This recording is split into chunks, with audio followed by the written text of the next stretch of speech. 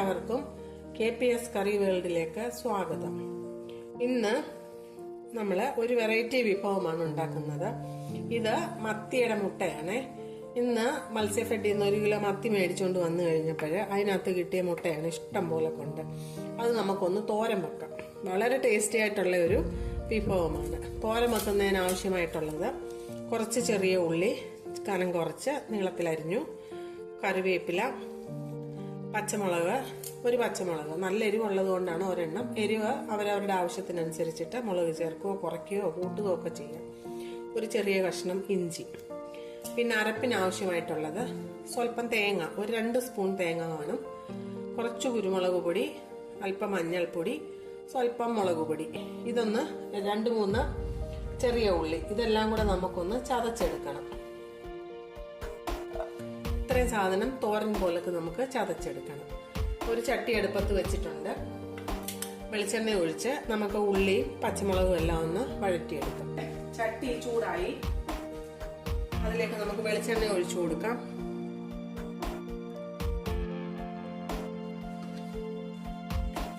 അല്പം കടുക് ഇട്ട് കൊടുക്കാം.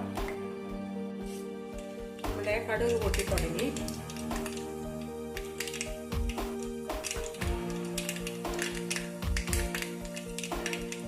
ഇനി നമുക്ക് ചെറിയ ഉള്ളി, പച്ചമുളക്, ഇഞ്ചി എല്ലാം കൂടി ഇട്ടൊന്ന് വഴറ്റിയെടുക്കാം. വരുന്ന നേരം കൊണ്ട് തോരനുള്ളത് നമുക്കൊന്ന് ചതച്ചെടുക്കാം. ഇതൊന്ന് നന്നായിട്ട് വരുന്നത് വരെ നമുക്ക് വെയിറ്റ് ചെയ്യാം. ഉള്ളി പെട്ടെന്ന് മൂത്ത് വരുന്നതിനായിട്ട് നമുക്ക് ഉപ്പ് ചേർത്ത് കൊടുക്കാം.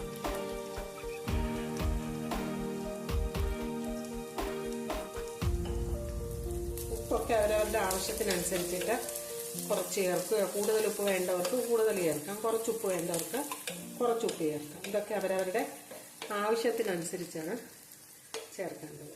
എരിവ്, പുളി, ഇതൊക്കെ അവരവരുടെ ആവശ്യത്തിനനുസരിച്ച് ചേർക്കണം. നമ്മുടെ ഉള്ളി നന്നായിട്ട് വാടി വന്നിട്ടുണ്ട്. അതിലേക്ക് നമുക്ക് ചതച്ച് വെച്ചിരിക്കുന്ന ഈ അരപ്പ് അങ്ങോട്ട് ചേർത്ത് കൊടുക്കാം.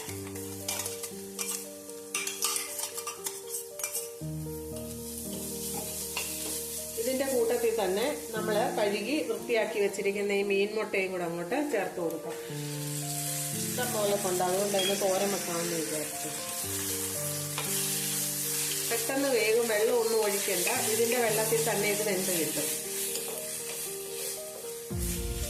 ഒന്ന് ഇളക്കി നമുക്കൊന്ന് അടച്ചു കൊടുക്കാം. നമ്മുടെ തോരൻ എന്തായാലും നമുക്കൊന്ന് നോക്കാം.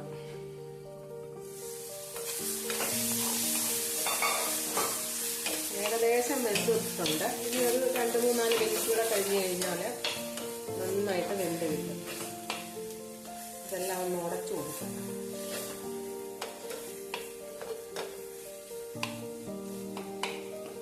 വെന്ത് കഴിഞ്ഞപ്പോൾ ഇതെല്ലാം നന്നായിട്ട് ഉടഞ്ഞ് അരപ്പുമായിട്ട് മിക്സായി. ഇനി ഒരു 2-3 മിനിറ്റ് നേരം കൂടി നമുക്കൊന്ന് അടച്ചു വെക്കാം. 2 മിനിറ്റ് കഴിഞ്ഞു. നമ്മുടെ തോരൻ എന്തായാലും നമുക്കൊന്ന് നോക്കാം. വെള്ളമൊക്കെ പറ്റി നല്ല പാകമായി.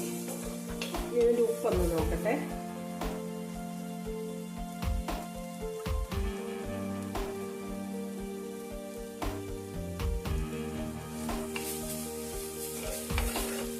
ഉപ്പും എരിവും എല്ലാം നല്ല പാകത്തിനായിട്ടുണ്ട്.